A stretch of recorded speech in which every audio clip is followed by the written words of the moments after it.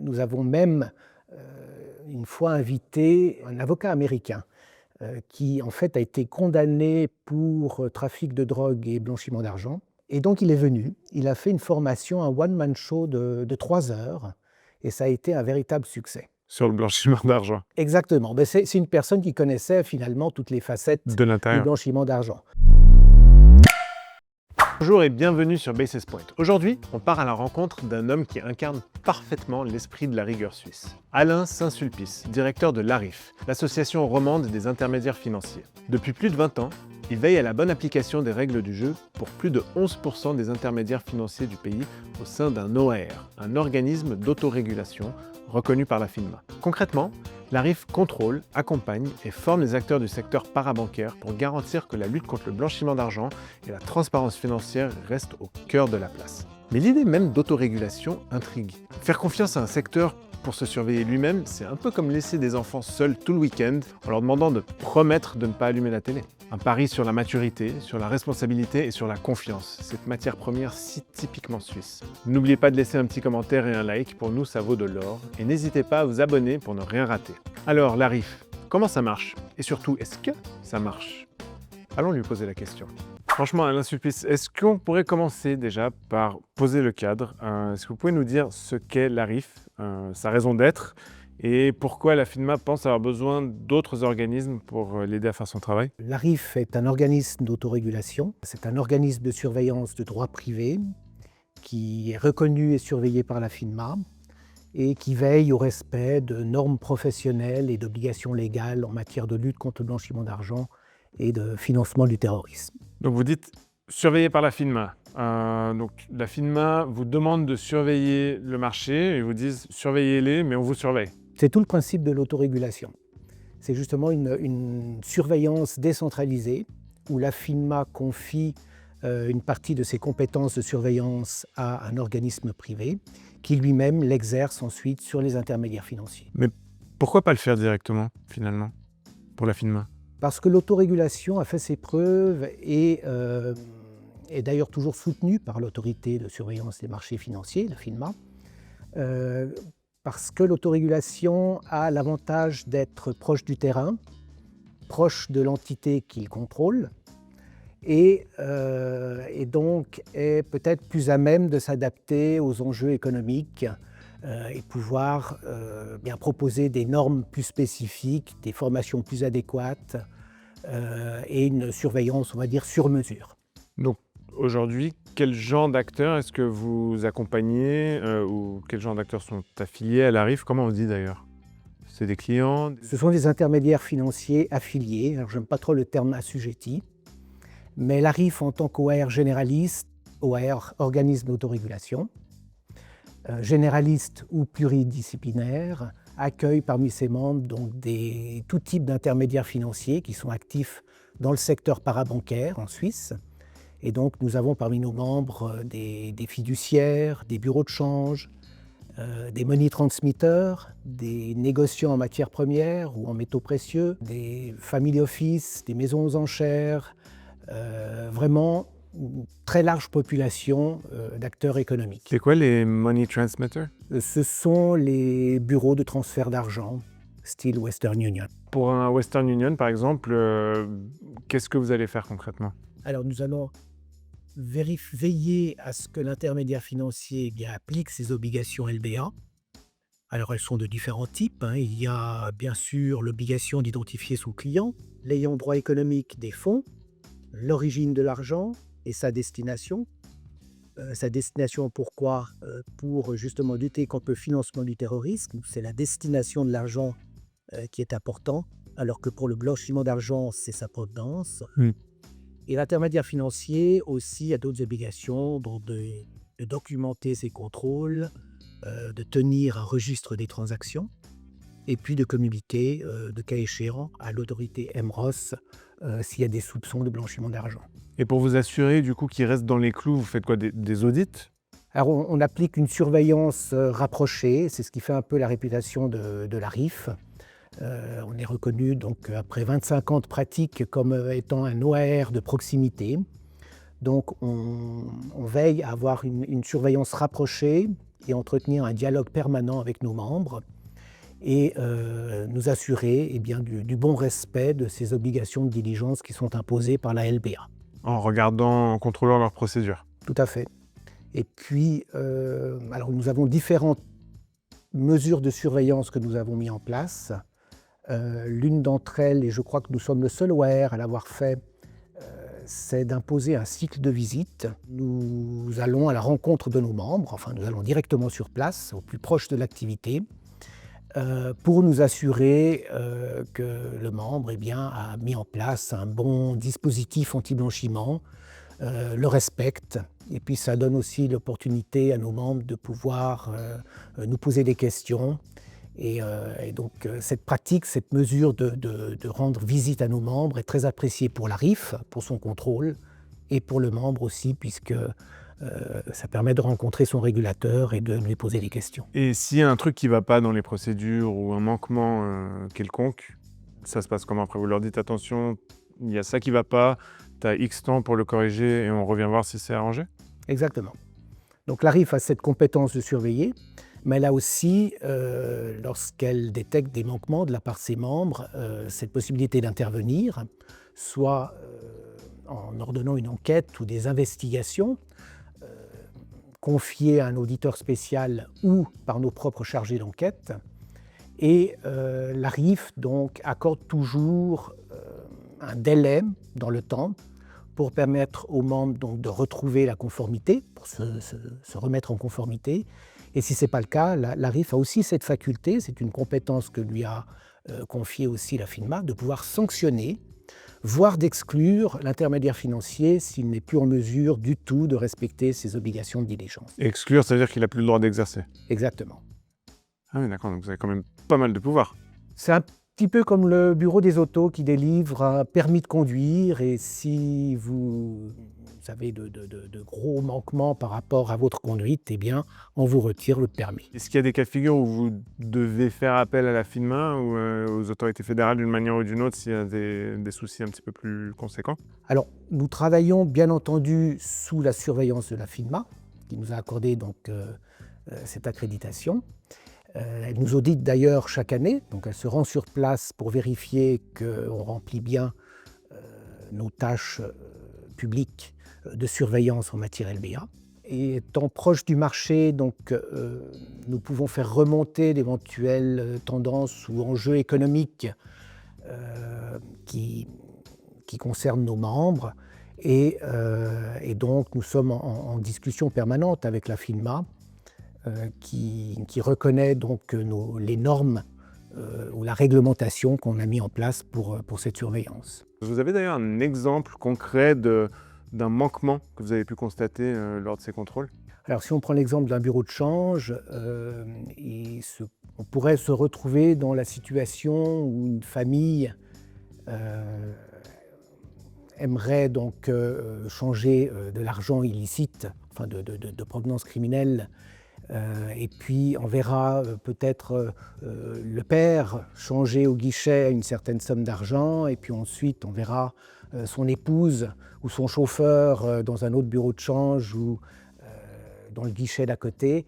Donc là on pourrait se retrouver dans une situation où ce contrôle est rendu difficile pour l'intermédiaire financier, et donc il y a un risque important de blanchiment d'argent. C'est ce qu'on appelle le smurfing, hein, donc On dilue en fait les transactions. exactement.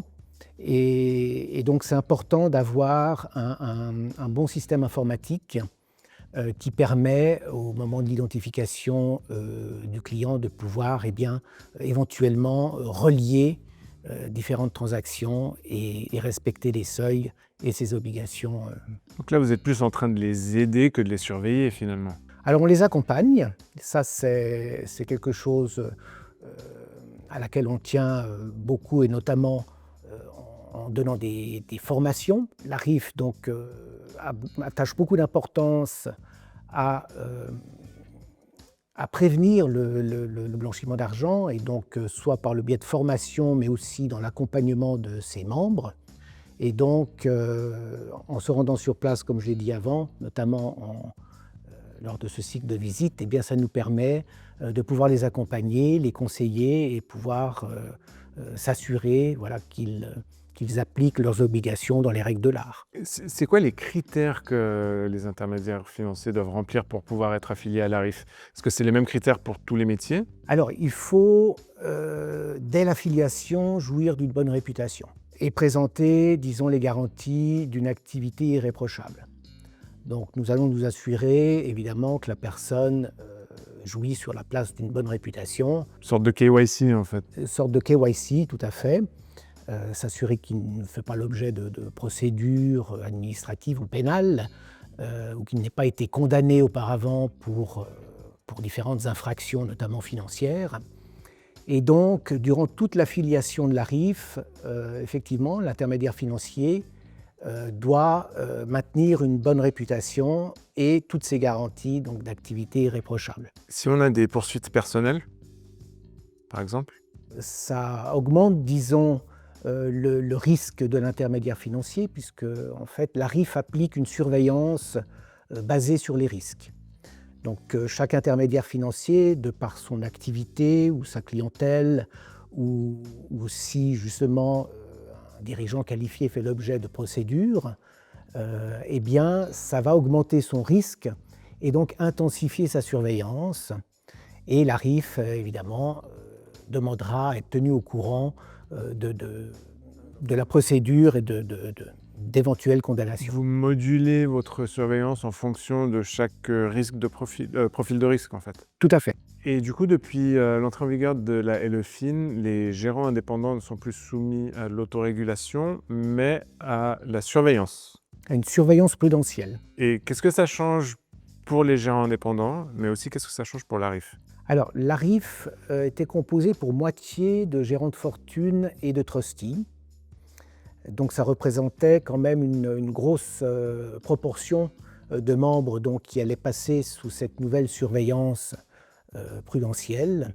Et c'est pour ça que l'ARIF a créé l'OSIF, Qui veut dire? qui partage les mêmes bureaux à la même adresse et qui est l'organisme de surveillance des instituts financiers et qui est un organisme de surveillance reconnu par la FINMA pour reprendre cette surveillance sur les gérants de fortune et les trustees. Et du coup, ça reste les mêmes personnes qui surveillent les mêmes métiers, mais sous un nom différent, finalement. Alors, ce sont deux entités complètement différentes.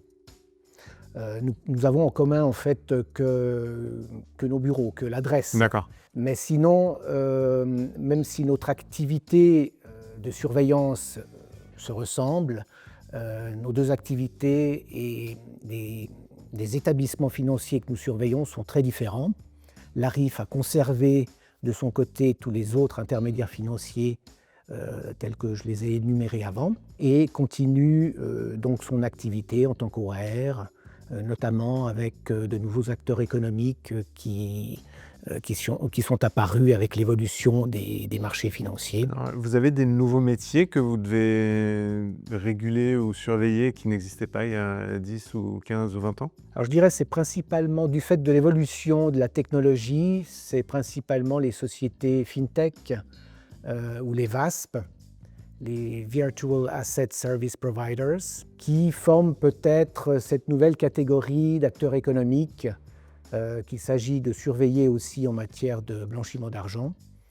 Et nous avons aussi pas mal de single family office qui tombent sous l'exemption en fait de la LEFIN et qui doivent s'affilier auprès d'un OR. D'accord. Et donc, est-ce que vous, de votre point de vue, de là où vous êtes, vous avez vu une mutation de ce marché des gérants indépendants justement depuis la LEFIN?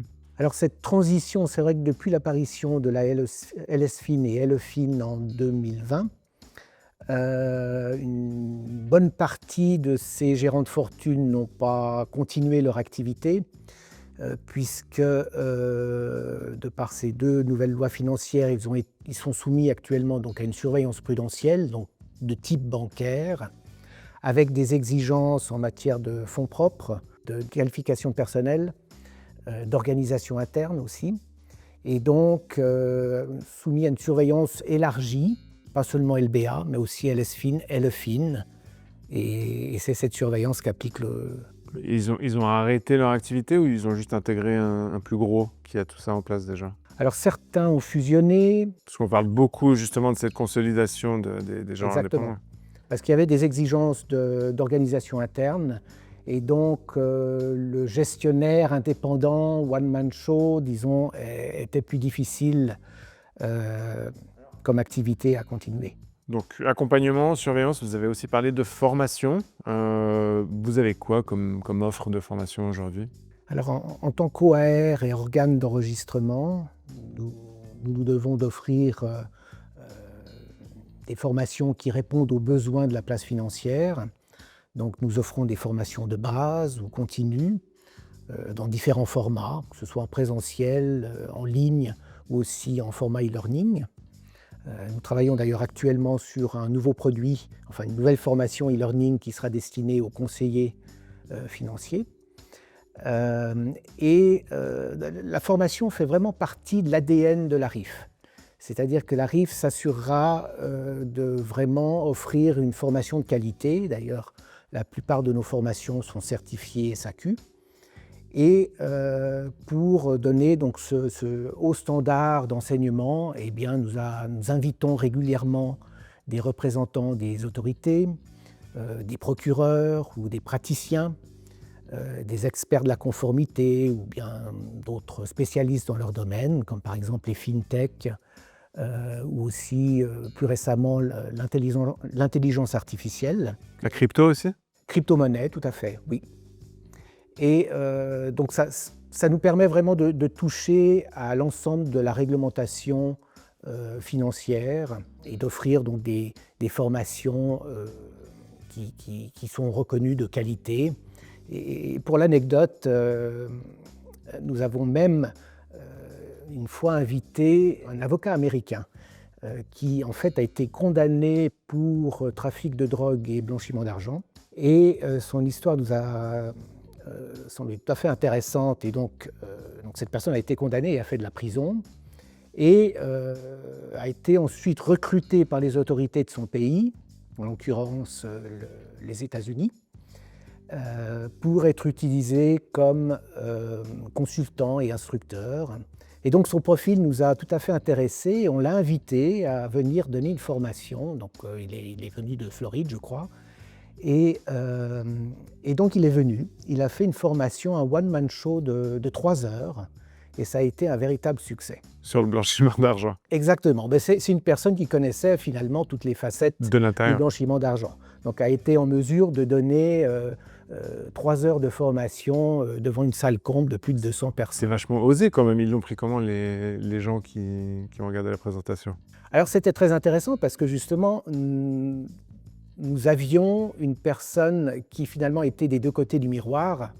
D'un côté, pour appliquer eh bien, le respect de ce dispositif de lutte contre le blanchiment d'argent, et puis ensuite, de par ses activités, a basculé dans l'illégalité et ensuite s'est retrouvé à blanchir de l'argent. Et donc, voilà, il connaît toutes les facettes et c'est ce profil qui nous a intéressés et c'est pour ça qu'on l'a invité. Et c'est une formation qui a eu un très grand succès. Donc je suis l'exemple à ne pas suivre, messieurs, dames. C'était sa conclusion. Question un petit peu plus personnelle.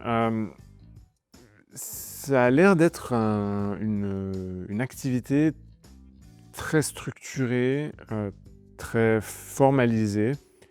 Vous trouvez où votre plaisir personnel dans cette fonction? Alors ça fait 20 ans que je pratique ce métier au sein de l'ARIF. Donc j'y ai dévoué une véritable passion.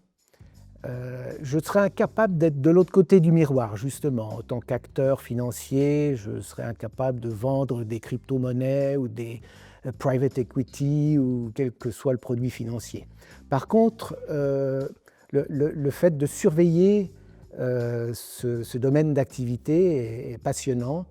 Et la prévention et la lutte contre le blanchiment d'argent auquel est venu se greffer par la suite le financement du terrorisme, est en fait un milieu très intéressant parce que les pratiques évoluent. C'est un peu le jeu du chat et de la souris éternel, en fait. Exactement, il faut toujours se remettre en question et suivre l'évolution des marchés et des tendances de blanchiment. D'un point de vue conceptuel, il y a juste une question qui me reste quand même, au niveau de ce qu'on pourrait penser de l'extérieur, de fonctions aussi importantes avec des enjeux aussi conséquents. La notion même d'autorégulation, de dire: «Bon les gars, il y a plein de risques, mais on vous fait confiance, autosurveillez-vous». Ça peut paraître un petit peu optimiste, non? L'autorégulation a fait ses preuves et c'est un système qui est toujours soutenu par la FINMA parce que l'autorégulation est justement proche du terrain et proche de la réalité économique. Et donc sera plus à même de pouvoir rapidement mettre en place des normes plus spécifiques ou sur mesure pour la surveillance de ces acteurs financiers. Alors, je veux bien entendre qu'on est plus agile qu'une équipe de bureaucrates qui est posée à Berne, mais il y a quand même un conflit d'intérêts inhérent à cette position d'autorégulateur. Non, puisque au sein de la RIF, par exemple, nous avons, donc la RIF est composée de professionnels, aussi bien des métiers de la finance que du droit. Donc, nous avons des avocats, nous avons des praticiens, des experts de la conformité, donc des personnes qui viennent du terrain et qui connaissent bien donc, les différentes activités financières et qui donc, ne sont pas des fonctionnaires. Et donc c'est là où l'autorégulation donc, permet de pouvoir eh bien, éditer des normes spécifiques, d'offrir des formations adéquates et d'avoir peut-être un coup d'avance sur le législateur pour qui eh bien, changer la réglementation prend du temps. Mais bien sûr que nous appliquons notre surveillance et cette proximité avec le terrain, toujours en conformité avec les attentes de la FINMA. Oui, parce que finalement, j'allais dire justement que vous avez toujours des comptes à rendre à la FINMA. Exactement, puisqu'elle nous surveille de son côté. Et donc sur les quelques prochaines années, qu'est-ce que vous voyez comme grand chantier, comme grand défi pour cette activité d'autorégulation? Alors la RIF en tant qu'OR pluridisciplinaire est toujours prête à accueillir de nouveaux types d'intermédiaires financiers. Donc on l'a vu récemment avec les FinTech et les VASP. Ce sera peut-être le cas prochainement avec l'actuelle révision de la LBA. C'est actuellement en discussion au Parlement, donc l'élargissement du champ d'application de la LBA aux conseillers, ceux qui aident à la création et à la gestion de sociétés non opérationnelles ou qui sont impliqués dans leurs transactions financières. Donc on aura peut-être ces nouveaux publics cibles comme futurs membres. Alain Saint-Sulpice, merci beaucoup. C'est un plaisir, merci. Voilà, merci d'avoir été avec nous, j'espère que ça vous a plu. Si c'est le cas, likez, partagez, laissez-nous un petit commentaire et n'oubliez pas de vous abonner. Enfin, si vous avez des choses à nous raconter, contactez-nous, venez et parlons-nous franchement.